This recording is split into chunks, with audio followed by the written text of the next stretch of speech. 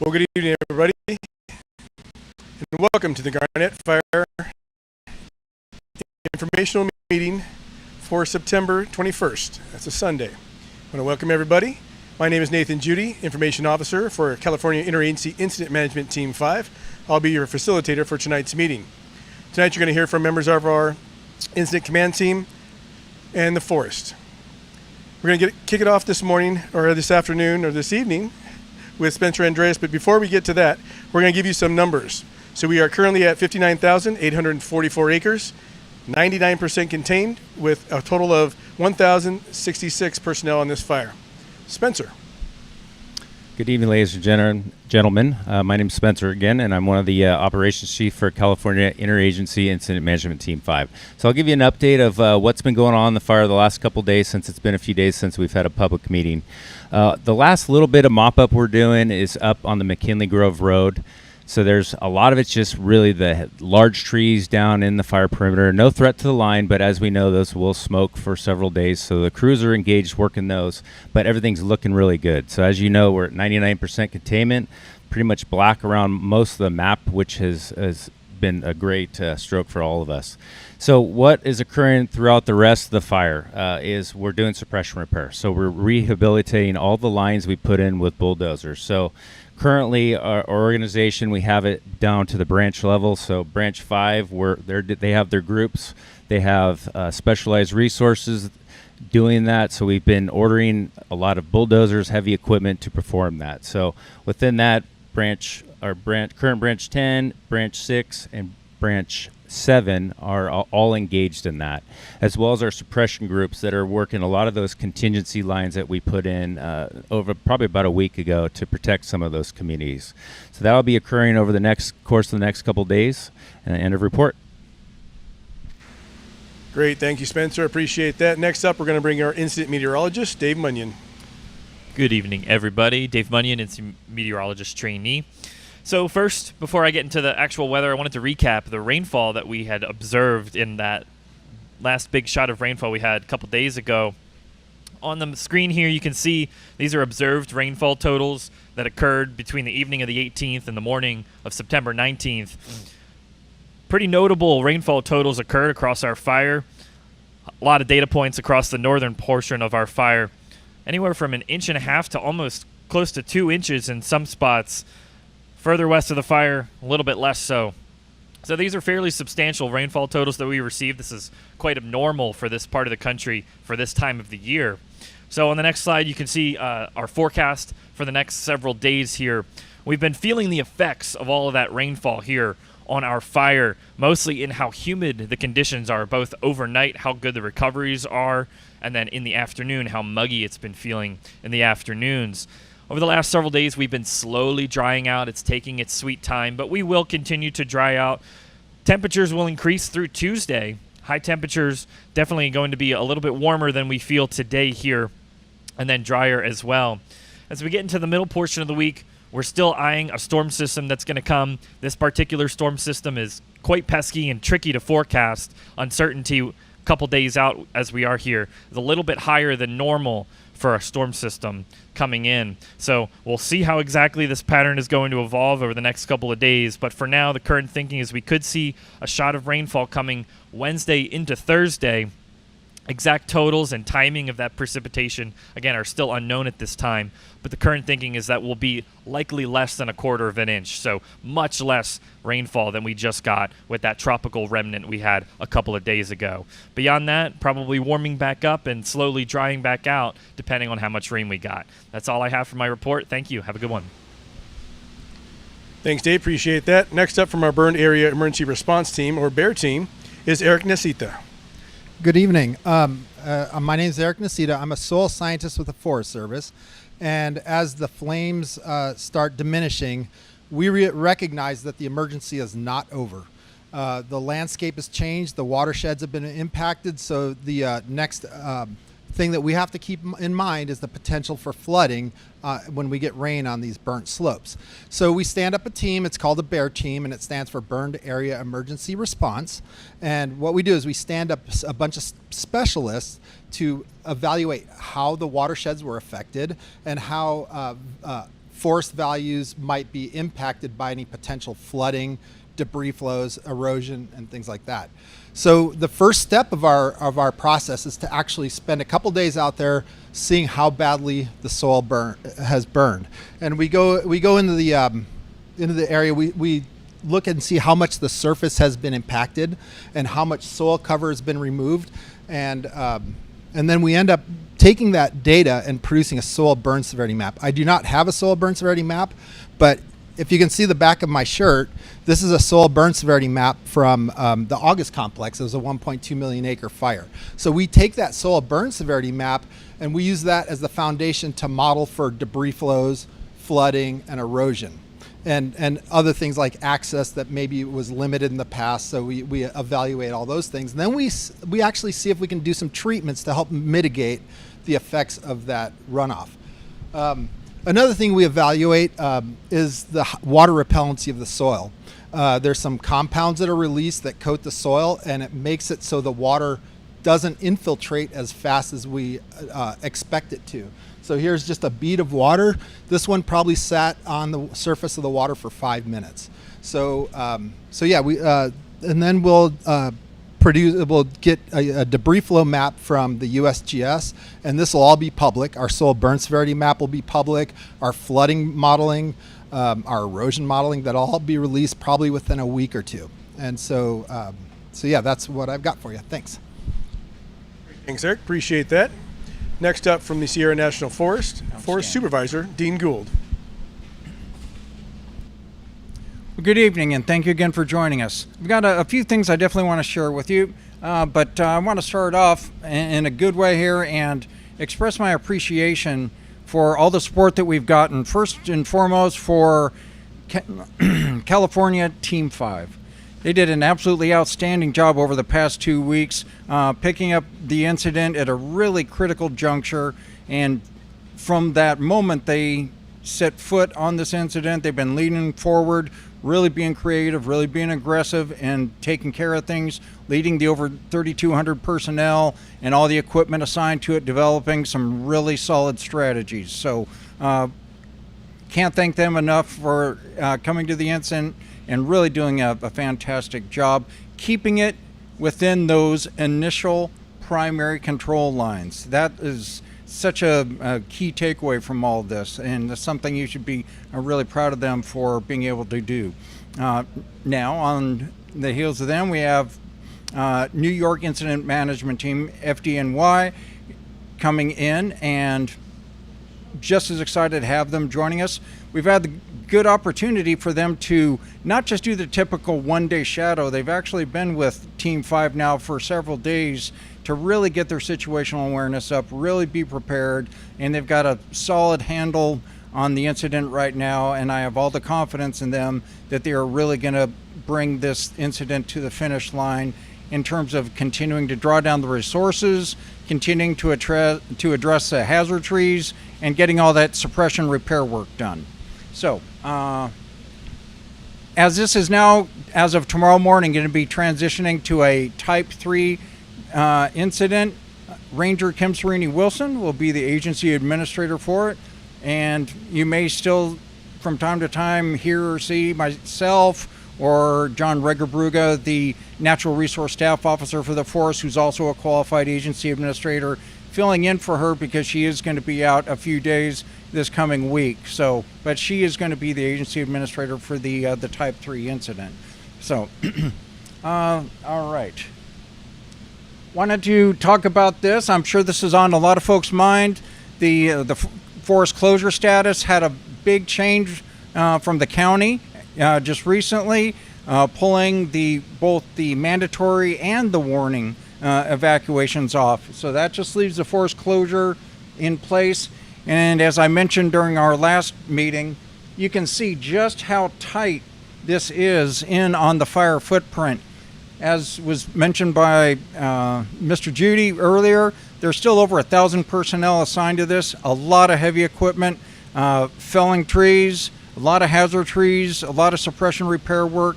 And so for this footprint, we'll continue to look at opportunities to bring it in wherever we can. Right now, you can assume that this will probably be the footprint for at least a couple days. But again, we're literally reassessing it each day. But I just wanted to give you a heads up on that. But I'm sure that everything we were able to shave off, was beneficial, especially with the hunting season underway and so forth. Okay. All right. So this one you might have to, pause it and maybe tap on it, blow it up a little bit, try to get the graphic as big as we could. But I mentioned the other day all the miles of road work that had occurred. And as they say, a picture's worth 1,000 words, right? So here's your picture.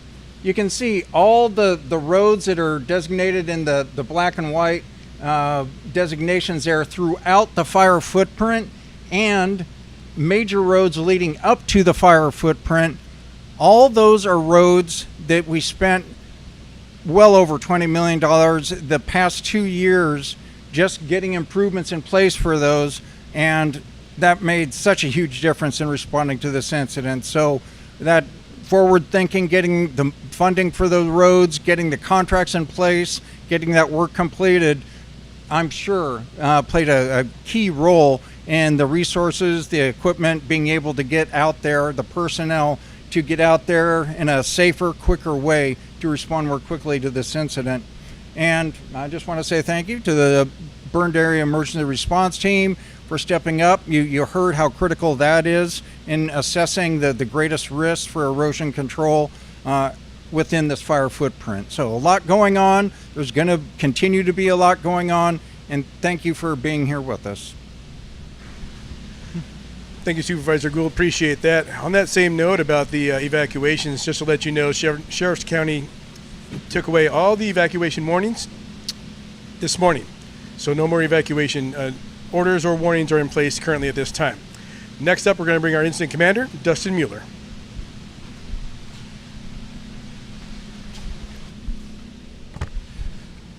Hi, good evening, folks. Like Nathan said, Dustin Mueller, Incident Commander for California Interagency Incident Management Team 5. So a lot of you guys have been introduced to one of my deputies, Alex Macbeth, over the last 14 days, and he's done a terrific job. But I felt this is a good opportunity to show my gratefulness and sincere gratitude to you guys in the public for showing my team and all the responders the warm welcomeness as we're trying to get out there and get you guys back to some kind of normality. So 14 days ago, we were brought in. The complexity of the fire was rapidly changing. Personnel were starting to time out. A lot of things were going on in the fire footprint. So we came into Avocado Lake, ICP, transitioned with another California team, and we quickly realized we didn't want to get outpaced. So our staff of team members, logistics, operations, put their heads together, and they came up with a plan. And that plan included moving ICP and base camp. Firefighters were having, struggling to get into the line an adequate amount of times, and so we deemed it to be really a safety issue, and to get them the appropriate amount of feeding. So with that also came changing the weather throughout the western United States, up north as well. We got the right amount of or right resources for the job as we came in. So we got what that included were hotshot crews, Type 1 helicopters. We got up to 11. Night flying helicopters became available. I think there was upwards of 20 hotshot crews, Type 1 crews, and then also a really big surge package from the state of California, CAL FIRE, which was very beneficial for us, really putting the west and north west flanks of this fire at bed and sealing the gap to protect the values at risk, really, is Shaver Lake. So that's kind of why we did that. We moved down here to our Harlan Ranch just outside of Clovis. It provided us a bigger opportunity to expand with multiple operations going with repair down in the south, over on the east, and then also really focusing to really put a nail in the coffin on the top. So with that also, you guys probably witnessed or looked at warnings and evacuation orders kind of remained until today. So what happened there was the state of California is responsible for, and so was the forest, to assemble a damage inspection team. So that happens on all fires, mostly in the state responsibility area, but there was some mix of state responsibility area in the forest. So we ordered a team about 5 to 6 days ago to come out, and then there's mostly CAL FIRE and county officials And what they do is they go in, and after the fires burn through an area, they really take a hard look at all the structures within the fire footprint. And that fire footprint is basically the control lines and 300 feet around the whole perimeter of that. So what they found was a couple different things. I'll just report there was no structures damaged or lost. But what they looked at was all habitable, commercial, utility, miscellaneous structures of 120 square feet or larger. And that goes for all the fires, especially in California, that we want to really look at and make sure that it's really safe to get back into. Oftentimes, some counties do, as the progress moves, they will remove warnings and orders, but this time it was small enough that we felt that we could wait a couple extra days. So just to reiterate, no structures were found damaged, and there was 18 identified. So that is good news. And that's why, obviously we dropped the warnings and orders. So I just want to say one last time, thank you on behalf of California Interagency Incident Management Team 5 for really welcoming us into the communities of Shaver Lake, the West Side communities, our operational personnel, and all our logistics. We were running and gunning pretty regularly for at least the first 10 days until the weather kind of changed for us, which was a blessing. So thank you for that. And then also I want to introduce the new incident commander that will be taking command tomorrow morning at 0700. His name is Kyle DeMasters. He's from FDNY, one of our loved brothers here in California. Keeps coming back and helping us out. So I want to take a moment to introduce him, and he's going to give you some words too. And thank you again for Team 5.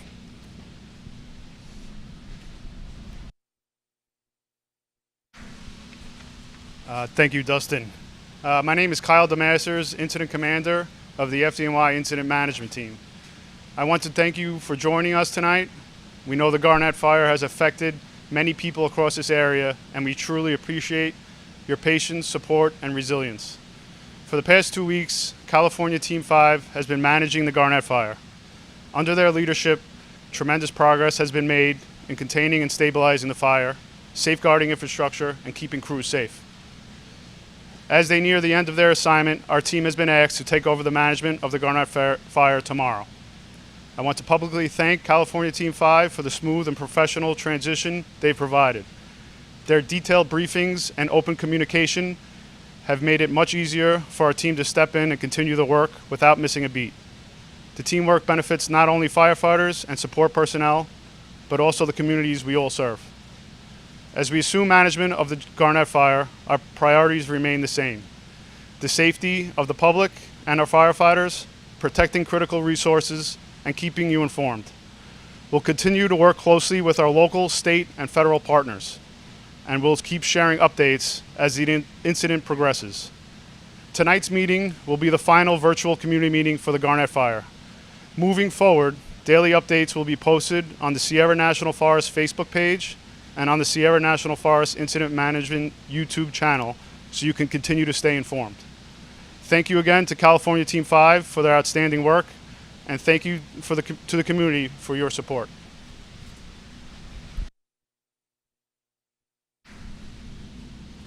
All right, thank you, Incident Commander. Appreciate that. So that concludes the formal presentation of our meeting tonight.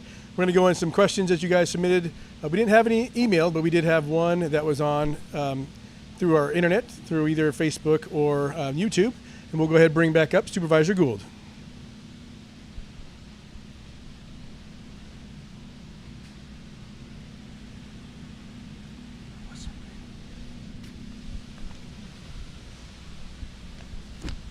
All right.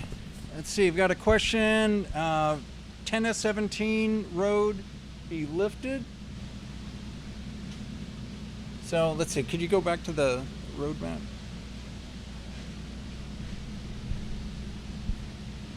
Oh, let's see. Well, maybe the other is probably a little bit clearer. Yeah. Okay. Yeah. If you're right here, 10S, if you're talking about 10S17, yeah, that, you can't see it right here, but that should be outside of the closure footprint right now. I mean, we'll go ahead and validate things and I'll put it in the chat, but if that's the segment you're talking about right now, that is currently outside. Great, thank you, Supervisor Gould. Appreciate that. And Again, if we'll validate that, make sure it's outside of the area. Make sure you can get back in there. If you do have any questions, please reach out to the High Sierra Ranger District. They can assist you with that question as well. For California Interagency Incident Management Team 5, thank you for joining us. Thank you for your questions. Thank you for your input. Thank you for your attention. And thank you for your support of our firefighters. We really enjoy being out here to make sure we got you the information you needed in a timely and accurate information channel. Through these meetings, through social media, and through our public in-person meetings. Thank you again. Take care. We'll see you.